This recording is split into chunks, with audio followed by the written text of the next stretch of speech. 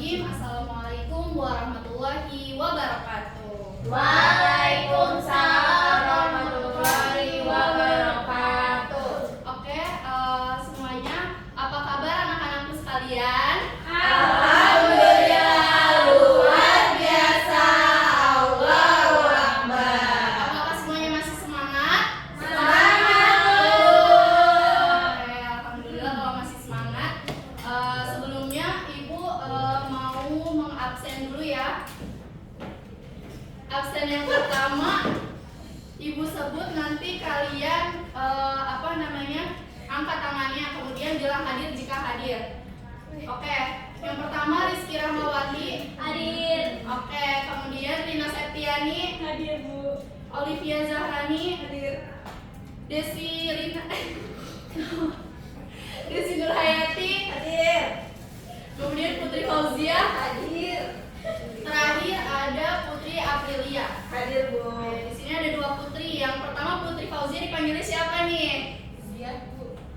Oke, Zia. Satu lagi? Putri aja, Bu. Oke, Putri. Berarti Putri dan Zia ya. Iya, Bu. Oke, sebelum kita memulai pembelajaran kita pada hari ini, alangkah baiknya kita membaca doa dan dilanjut dengan pembacaan ayat of the week, yaitu Quran Surah An-Nahl ayat 68 sampai 69. Oke, Ibu minta perwakilan untuk memimpin doa sekaligus membacakan ayat of the week-nya. Siapa yang ingin menjadi pemimpin untuk pembuka materi kita kali ini? Bacakan doanya. Oke, Zina, Ibu tunjuk ya. Silakan mimpin doanya. Ya, baik. Baik teman-teman, mari kita sebelum memulai pembelajaran kita membaca doa terlebih dulu, membaca doa dalam hati, mulai.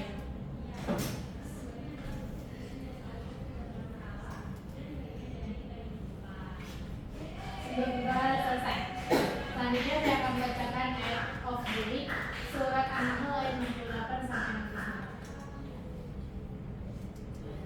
Bismillahirrahmanirrahim. Wa auha rabbuka ilan nahli an ittakhidhi minal jibali buyutan wa minasy syajari wa mimma ya'rishun. Tsumma kuli min kulli thamarati fasluki subula rabbiki zulula yakhruju min butuniha syarabun mukhtalifun alwanuhu fihi shifaa'un linnas. Inna fi dzalika laayatan liqaumin yatafakkarun.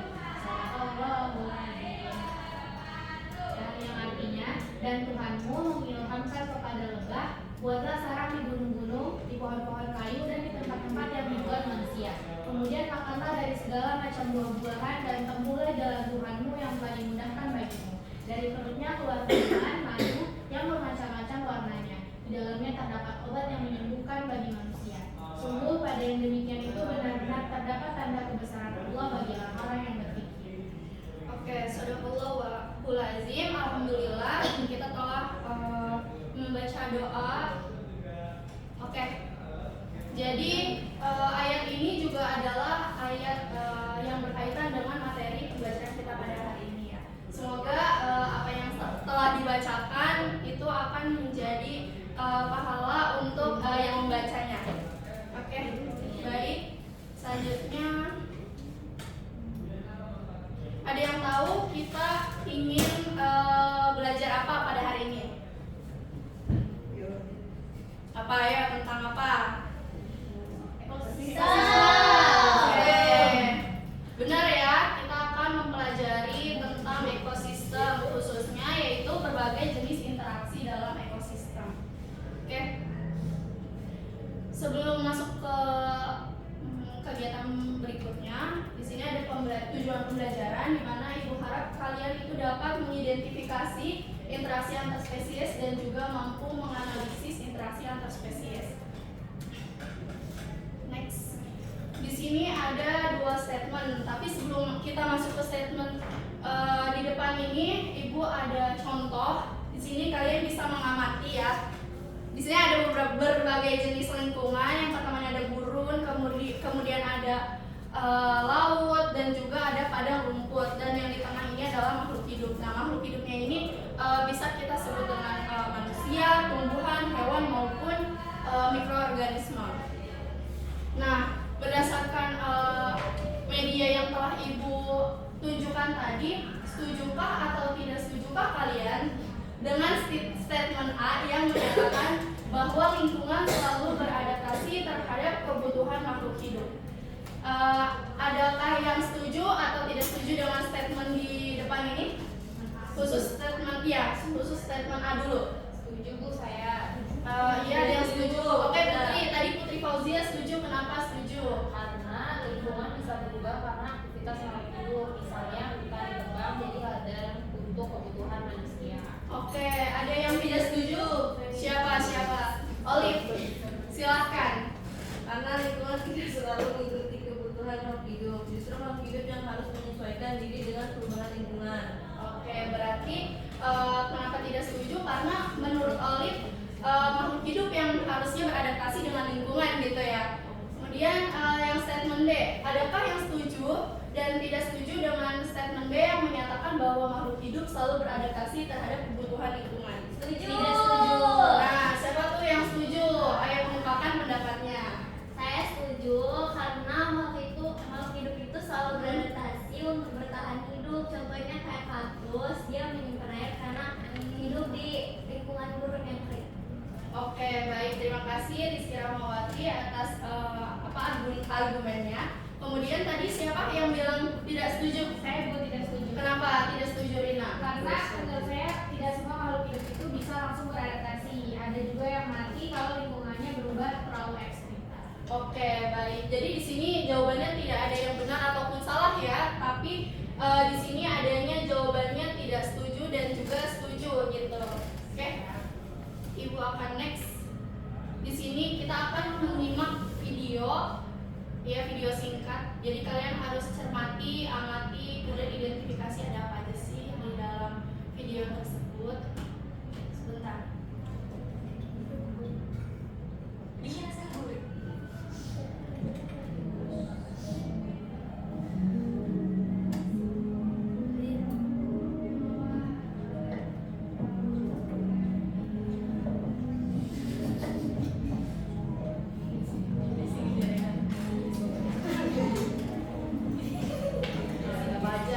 Perhatiin ya.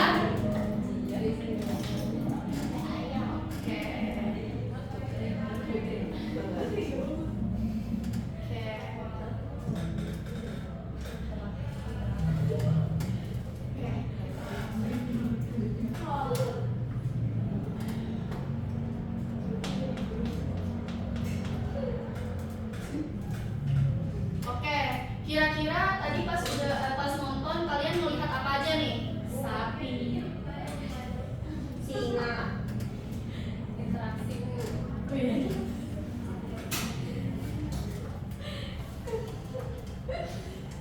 Oke, tadi melihat ada sapi, kemudian ada Singa. terus ada apa aja? Oke. Zebra. Zebra ya, zebra. Coba zebra itu dikencangin dulu. Coba ibu. Coba dulu ya.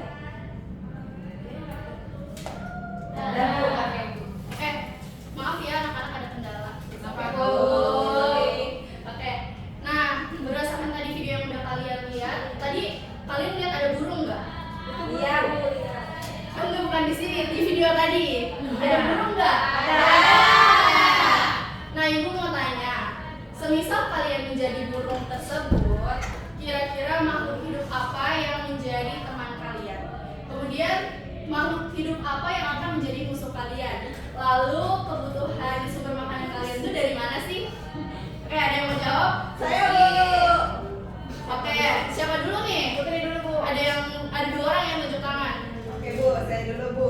Oke, baik, Putri. Kalau aku jadi burung kecil, temanku mungkin burung kecil lainnya karena kita bisa terbang bersama-sama, Bu. Terus musuhku mungkin burung elang, terus makananku juga dari buah dan biji yang ada di hutan. Oke. Kemudian tadi siapa? Desi. Iya, bagaimana perspektifnya?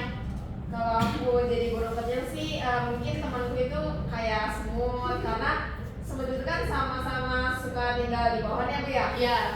Musuhku juga mungkin tikus yang suka makan pengur burung mungkin ya Bu ya. Iya. Makanan aku juga ulat pohon. Oke, jadi ini perspektifnya beda-beda ya.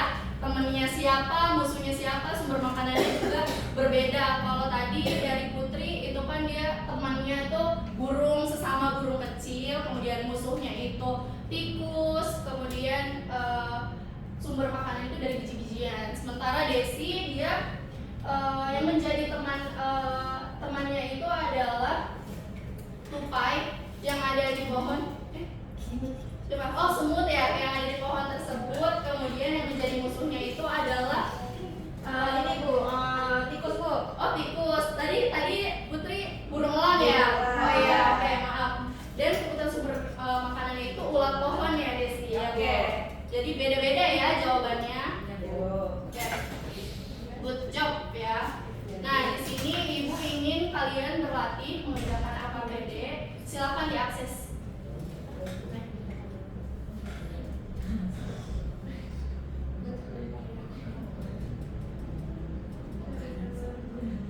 Nah, di sini ada kegiatan pertama yaitu mengidentifikasi interaksi dalam ekosistem. Nah, di sini udah ada gambarnya, yaitu udah ada penjelasannya juga ya di sini keterangannya. Dan kalian ini diminta untuk menghubungkan dengan interaksi yang ada di bawahnya, yang berkaitan dengan pernyataan dan juga gambar di atas. Kemudian hasil identifikasinya kalian tulis di kolom di tabel hasil identifikasi. Kemudian yang kegiatan kedua ini terkait analisis studi kasus ya, nanti hasilnya ibu minta dalam bentuk kesimpulan saja. Sebelumnya ibu bagi menjadi dua kelompok utama. Kelompok pertama terdiri atas Putri Fauzia, Putri Aprilia dan juga Desi Nurhayati. Kemudian kelompok kedua yaitu ada Rina Septiani, Rina Septiani, Rizky Rahmawati dan juga Olivia Zahrani. Oke, silakan dikerjakan LKPD-nya.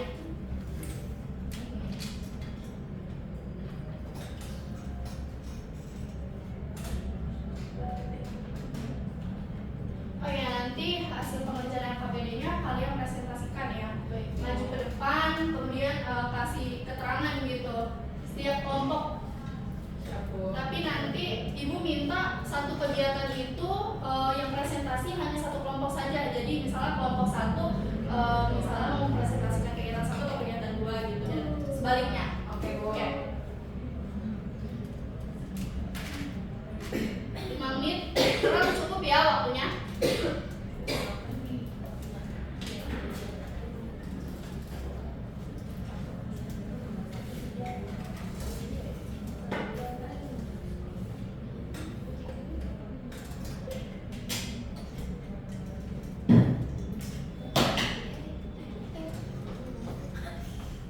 Apakah ada studi? Enggak, Bu. Oke. Ada bulan sehat. Alhamdulillah ya kalau lancar. Berarti kalian sudah memahami. Ini ada kesulitan kan kelompok satu? Tidak Bu, cuma Oke. Sudah sampai kegiatan berapa pengerjaannya? Baru. Oke. Gak apa-apa. Pelan-pelan aja ya.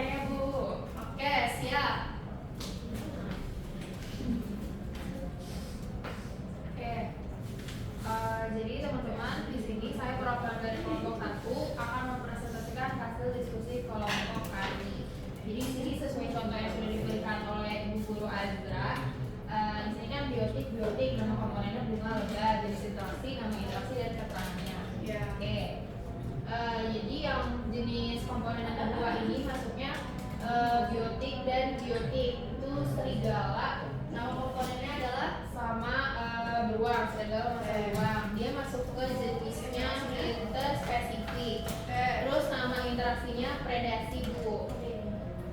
Terus keterangannya plus minus, Bu. Berarti dia ada yang saling menguntungkan, ada yang merugikan ya, Bu. Terus yang ketiga itu biotik dan biotik. Dia rusa sama rusa. Dia jenis interaksinya interspesifik. Nama interaksinya kompetisi. Dia bisa saling menguntungkan, bisa saling merugikan. Terus yang keempat itu biotik sama biotik juga. Dia ikan remora sama paus. Dia jenis interaksinya masuk ke interspesifik. Nama interaksinya komensalisme. Dia menguntungkan dan nggak ada yang diuntungkan, nggak ada yang dirugikan juga. Nah, yang terakhir yang kelima itu sama biotik dan biotik. Nama komponennya kutu sama manusia. Maksudnya ke interaksi interspesifik. Nama interaksinya parasitisme. Dia merugikan. Oke, sudah ya. Terima kasih Bukti Fauzia atas kesempatannya ya untuk KPD-nya. Oke, Ibu izin konfirmasinya kelompok 2 apakah hasil identifikasinya ada yang sama atau ada yang berbeda? Sama, Bu. Oke, berarti sudah paham ya? Ya, contoh dari interaksi makhluk hidup. Oke, kita lanjut ke kegiatan yang kedua. Nah, ini analisis studi kasus nih. Siapa yang ingin memaparkan nih dari kelompok 2 terkait kesimpulan analisis studi kasusnya? Oke, baik, Olive, dipersilakan. Langsung saja. Kelompok 2 ini mempresentasikan hasil diskusi kelompok kami. Kesimpulannya, berdasarkan hasil analisis studi kasus kami, pohon-pohoni dan alam-alam bersaing mendapatkan cahaya matahari dalam interaksi kompetisi interspesifik. Sementara pohon pinus mempertahankan dominasinya dengan mensekresikan racun yang menghambat pertumbuhan tanaman lain seperti bunga matahari atau areopati. Penurunan populasi bunga matahari berdampak pada lebah yang mengalami kesulitan mendapatkan nektar sebagai sumber makanan, yang pada akhirnya menghambat proses penyerbukan. Dalam ekosistem ini terjadi interaksi antara tumbuhan yang terdiri dari mahoni, alam-alam, pinus, dan bunga matahari serta hewan lebah, di mana lebah berperan sebagai polinator yang tergantung pada bunga matahari sebagai sumber nektar. Oke, terima kasih Olivia atas kesimpulan yang telah disampaikan. Kita akan lanjut ke materi berikutnya ya. Nah, sebelum masuk ke materi berikutnya, Ibu ingin tanya nih. Kita kan belajar tentang interaksi ya, interaksi makhluk hidup. Nah, setuju nggak sih kalian kalau seandainya makhluk hidup itu tidak saling berinteraksi? Ayo. Setuju kah? Mengapa Rizky tidak setuju?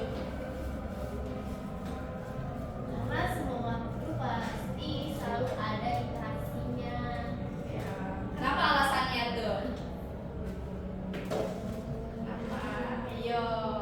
Karena makhluk hidup tuh nggak bisa hidup sendiri, dia tuh butuh hewan lain, misalkan buat makan, buat ngobrol. Buat ngobrol ya, boleh.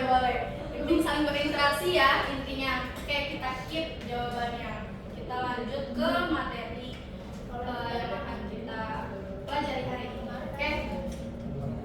Di sini ada pengertian interaksi. Interaksi adalah hubungan timbal balik antara komponen biotik yaitu makhluk hidup, kemudian abiotik lingkungan yang membentuk suatu keseimbangan dalam ekosistem. Nah, interaksi ini sangat penting karena menentukan bagaimana organisme mampu bertahan hidup, memperoleh makanan, dan berkembang biak. Jadi, pertanyaan yang dijawab oleh Kiki itu udah sangat tepat ya dengan pengertian interaksi. Oke, boleh kita hapus dulu.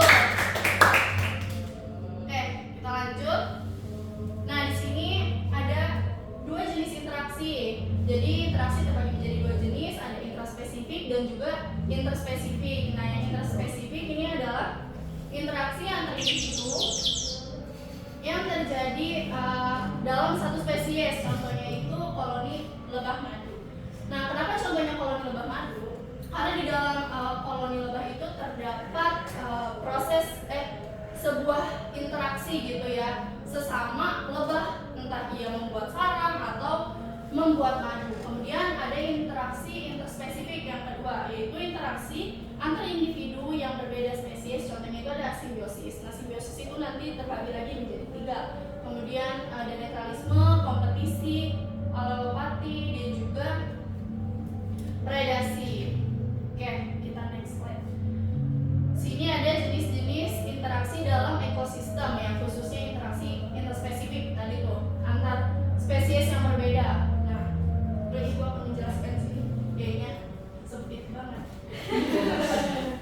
Oke, di sini ada interaksi antar komunitas, di mana interaksi ini terjadi karena adanya berbagai macam populasi yang berinteraksi membentuk komunitas dalam suatu ekosistem. Jadi ini bukan hanya satu populasi atau 2 populasi saja ya, tapi ini berbagai macam populasi gitu yang berinteraksi. Contohnya itu ada jaringan makanan. Kenapa contohnya jaringan makanan? Karena di dalam jaringan makanan itu terdapat interaksi juga. Kayak tadi yang sudah dijelaskan oleh Bu Guru siapa tadi?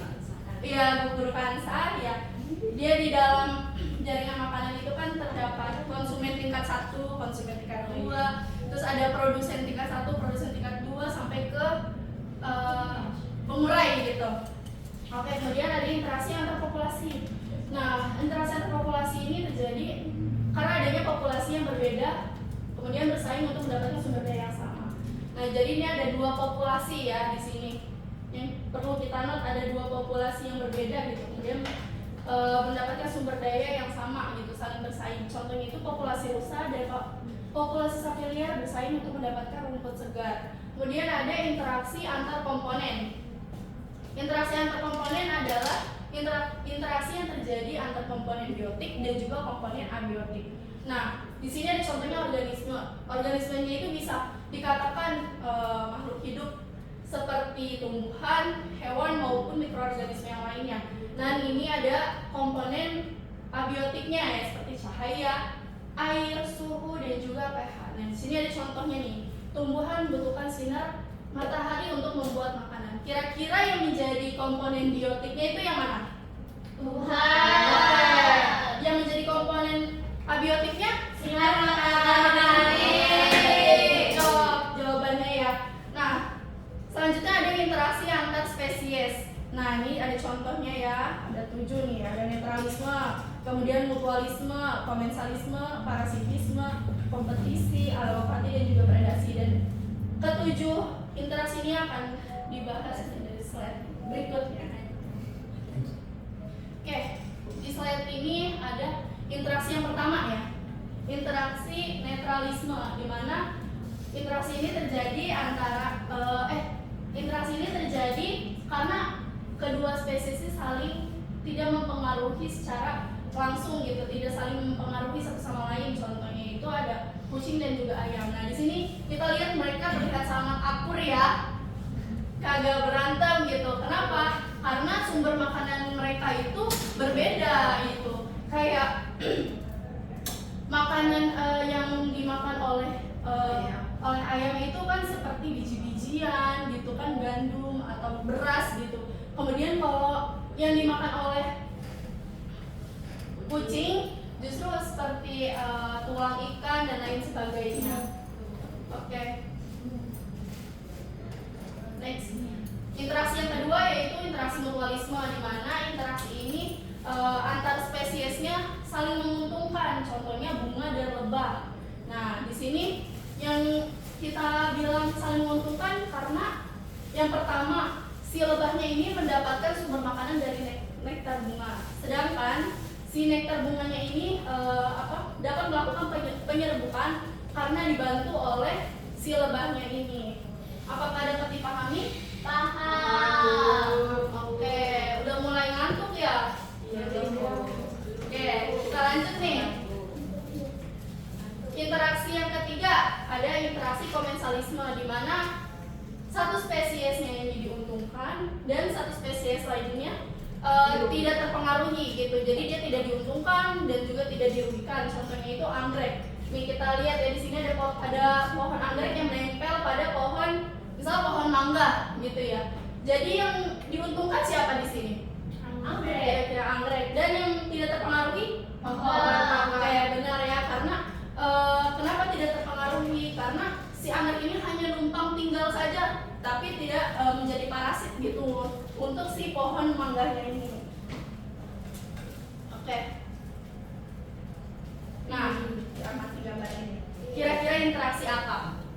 Parasitisme. Oke, apakah benar? Di sini kita lihat ada apa? Kutu. Ini Rambut. kira-kira yang menguntungkan yang mana? Kutunya.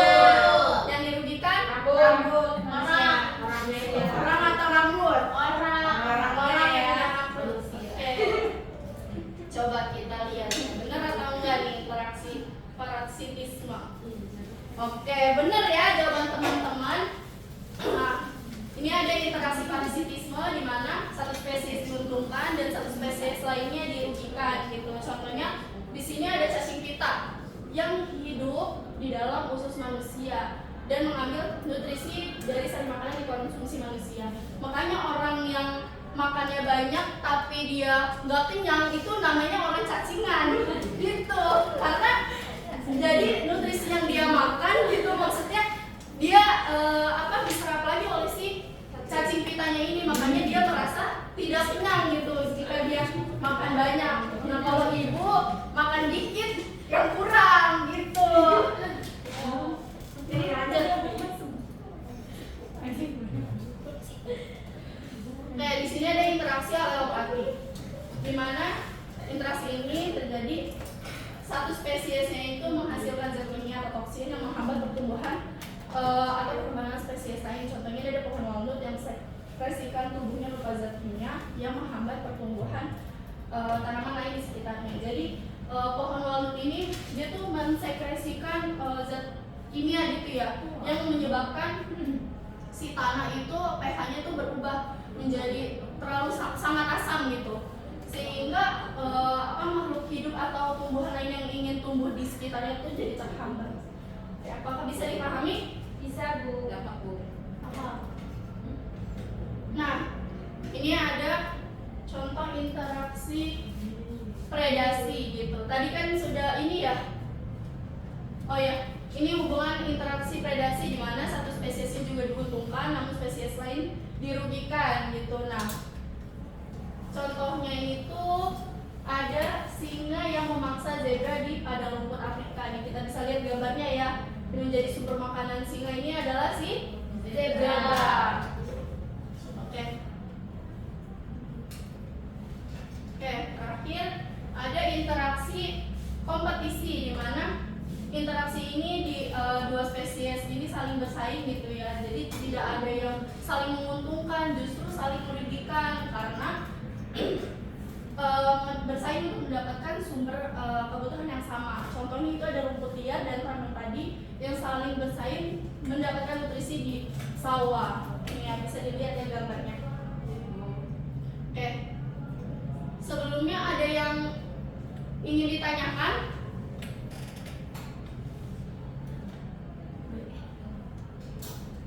Apakah udah jelas materinya? Oke, Olive, silakan tanya apa? Kalau kasusnya BBD ini termasuk ke dalam interaksi parasitisme atau predasi? Soalnya kan satu spesies diuntungkan dan satu spesies lain diuntungkan. Oke, bagus sekali pertanyaannya. Mungkin akan dijawab nanti ya. Ini ada lagi yang mau bertanya? Siapa? Rizky Rahmawati, apa pertanyaannya? Saya mau nanya, kalau misalkan di simbiosis parasitisme itu parasitnya itu bakal selalu diuntungkan atau di dalam kondisi tertentu dia itu bisa dirugikan juga? Oke, good job, jawabannya nih sangat menarik ya. Oke, sebelum Ibu menjawab pertanyaan yang kalian tanyakan, Ibu mau lanjut dulu ke kesimpulan materi. Apakah ada yang ingin menyimpulkan materi kita pada hari ini? Putri, Bu. Silakan maju, Putri. Maju, Bu. Iya, nggak apa-apa, maju aja. Di sini aja, Bu. Bangun, nggak boleh, harus maju. Maju, Bu.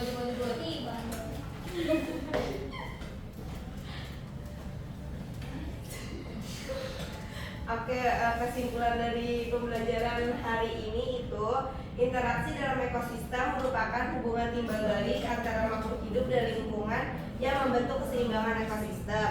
Interaksi ini dilakukan agar organisme saling bertahan hidup, memperoleh makanan, dan berkembang biak. Interaksi dibedakan menjadi dua jenis, yaitu ada interaksi intraspesifik dan interspesifik. Interaksi intraspesifik itu terjadi antara individu dalam satu spesies. Contohnya itu ada koloni lebah madu yang saling bekerja sama membuat sarang dan madu. Sementara itu interaksi interspesifik itu terjadi antara individu dari spesies yang berbeda, seperti simbiosis, netralisme, kompetisi, alelopati, dan predasi. Selain itu, interaksi juga dapat terjadi antar komponen atau antar organisme dan lingkungan abiotik seperti cahaya, air, dan suhu. Lalu ada antar populasi itu, contohnya populasi rusa dan sapi liar yang saling bersaing mendapatkan rumput. Lalu juga ada antar komunitas, itu berbagai populasi yang saling berinteraksi membentuk komunitas dalam ekosistem. Contohnya itu dalam jaring makanan. Semua bentuk interaksi ini saling terkait dan berperan penting dalam menjaga keseimbangan ekosistem. Oke, baik, terima kasih Putri atas pemaparan kesimpulan materinya.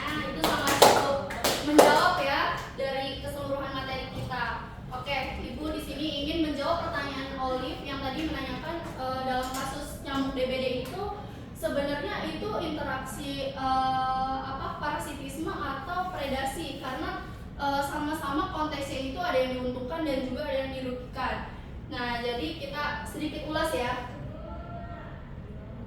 Nah, parasitisme. Kita ke parasitisme dulu. Ini kan satu diuntungkan dan juga satu dirugikan. Ya.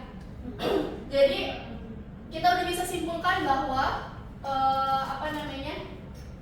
jawaban daripada kasus DBD itu adalah interaksi parasitisme, karena si nyamuk itu menjadi parasit gitu ya, yang mana merugikan inangnya. Inangnya itu kan manusia, jadi bukannya predasi, karena kalau predasi ini dia adalah predator atau pemangsa yang memakan mangsanya. Kan kita kalau digigit sama nyamuk kan kita nggak langsung mati. Jadi konteksnya ini berbeda ya, walaupun sama-sama dia menguntungkan dan juga dia dirugikan gitu. Oke, Ibu juga akan menjawab pertanyaannya Rizky Rahmawati tadi yang bertanya terkait parasitisme ya. Itu dia selalu diuntungkan atau memangnya ada kalanya dia tuh dirugikan gitu.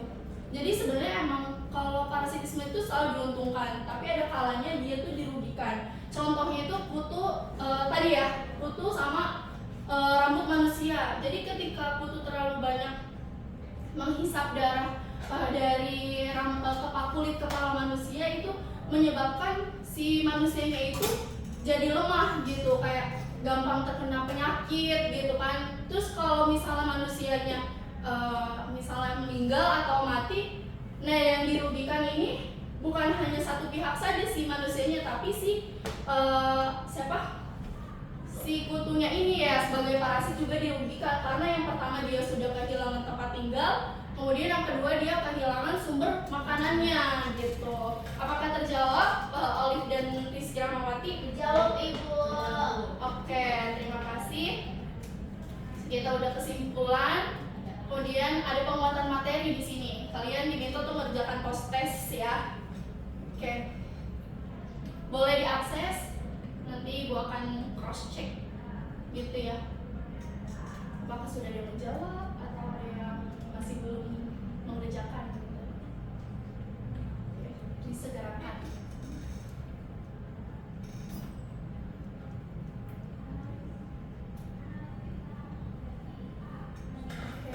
Boleh langsung dikerjakan ya. Nanti kelihatan di sini nilainya.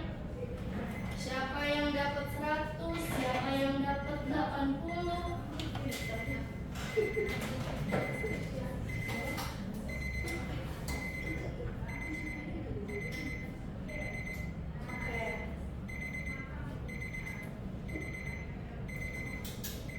Habis ya, ditutup aja. Oke.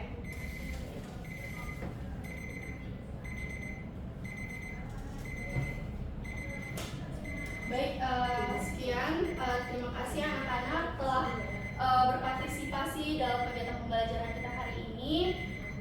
Kurang lebihnya Ibu mohon maaf.